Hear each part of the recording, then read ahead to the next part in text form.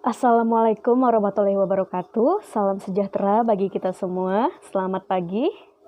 Saya ucapkan selamat datang kepada yang terhormat Bapak Kepala Desa Bangunsari, Bapak Edi Siswanto, dan juga Bapak Wakil Kepala Desa Bangunsari, Bapak Aji Prosidi, kepada seluruh panitia pelaksana pada hari ini dan juga warga sekitar Desa Bangunsari yang saya banggakan dan sangat saya cintai. Baiklah, sebelum itu saya ucapkan terima kasih semuanya telah meluangkan waktunya untuk datang pada hari ini dengan tetap mematuhi protokol kesehatan COVID tentunya seperti menjaga jarak dan juga memakai masker, dan untuk hand sanitizer telah disediakan oleh panitia dan dapat diambil dengan seperlunya. Baiklah, sebelum saya memulai, izinkan saya untuk mengucapkan puji syukur yang saya panjatkan kehadiran Tuhan Yang Maha Esa, Tuhan semesta alam, karena karunia-Nya lah kita dapat berkumpul pada hari ini di Hari Kampanye Kesehatan Nasional Desa Bangunsari. Nah, baiklah. Sebelum itu, izinkan saya memperkenalkan diri. Nama saya Anandia Wandira, dan saya selaku salah satu perwakilan panitia dari Hari Kampanye Kesehatan Nasional Desa Bangunsari.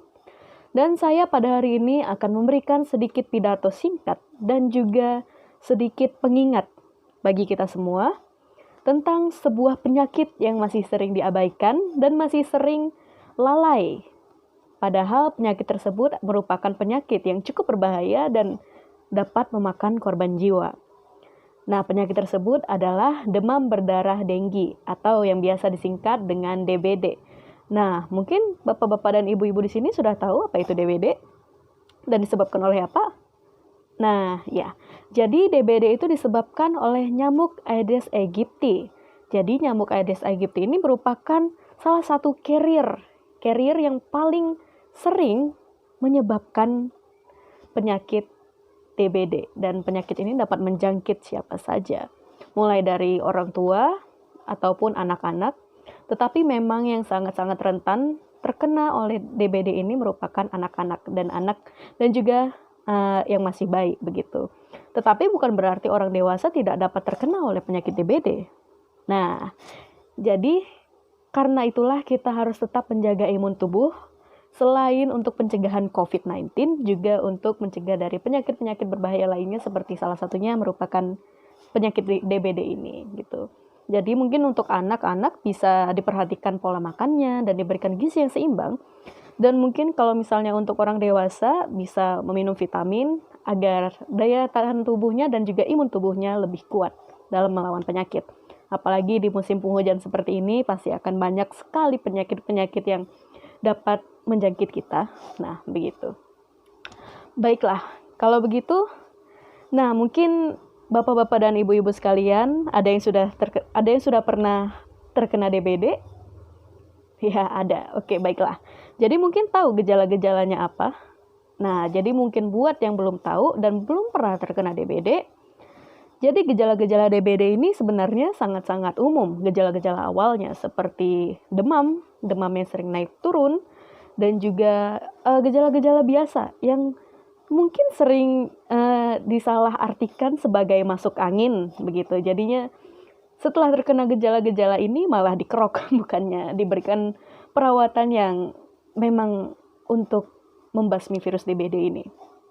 Jadi gejala-gejalanya adalah yang pertama adalah demam, dan juga muntah-muntah, sakit perut, diare, dan juga badan terasa lemas.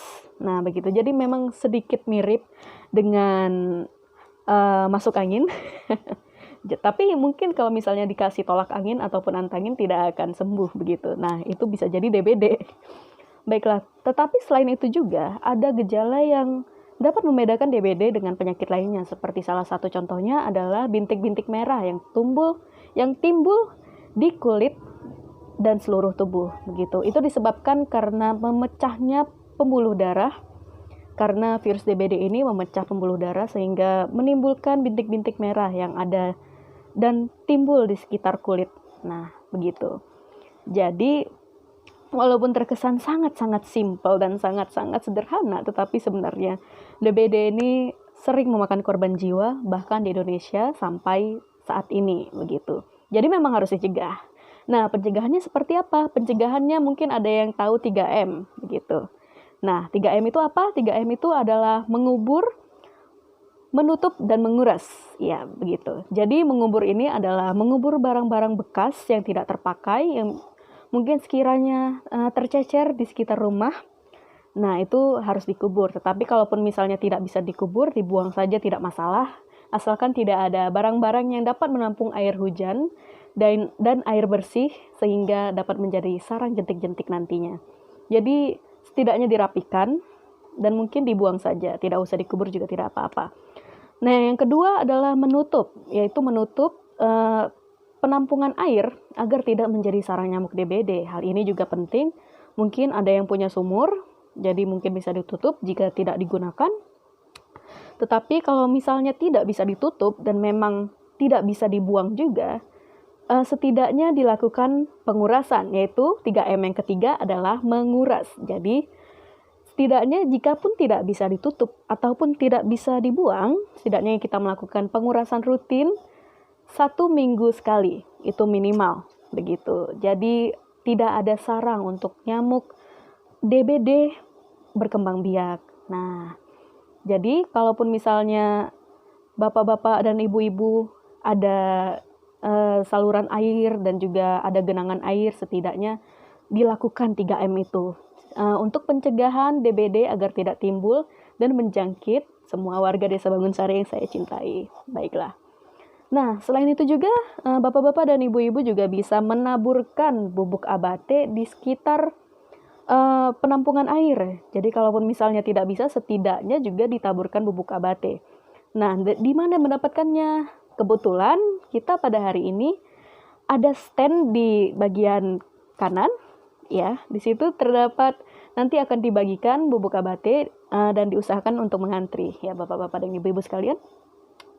Baiklah, itu saja yang dapat saya sampaikan pada hari ini.